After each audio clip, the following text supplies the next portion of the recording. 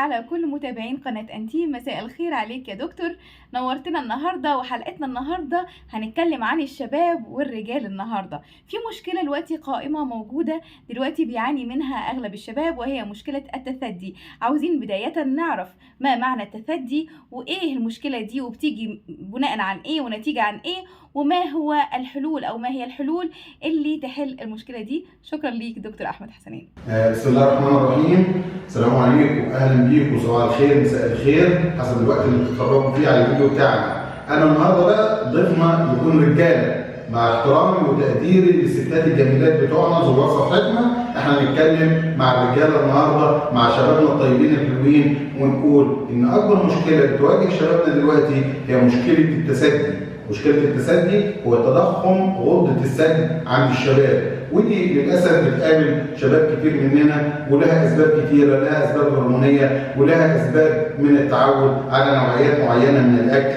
لكن احنا بنتكلم النهارده مش بنقول الاسباب ايه، لان اللي حصل حصل خلاص، لكن احنا بنتكلم على كيفيه العلاج. علاجها بقى سهل قوي، العلاج عن طريق شفط الدهون اذا كانت في الدرجه الاولى، واحيانا لو في درجه ثانيه او درجه ثالثه بيبقى عن طريق شفط الدهون واستئصال الغده نفسها عن طريق فتحه بسيطه قوي حوالين الهاله، نص الهاله بتاع الثدي نفسه، وبيخرج المريض في نفس اليوم وبيلبس حزام ضاغط لمده شهر شهرين، وبيتحسن بعد كده، وياخد الزوايا بتاع الثدي كله بالشكل الطبيعي اللي هو عايزه. وخاصه بالنسبه للجماعه الرياضيين اللي بيرسموا عضلات الصدر بالنسبه لهم بتتدرب الحته دي، والكسرات اللي تحت الثدي اللي كل الناس بتشتكي منها اثناء ممارسه الرياضه. شكرا شبابنا، وبالتوفيق ان شاء الله. شكرا وشرفونا.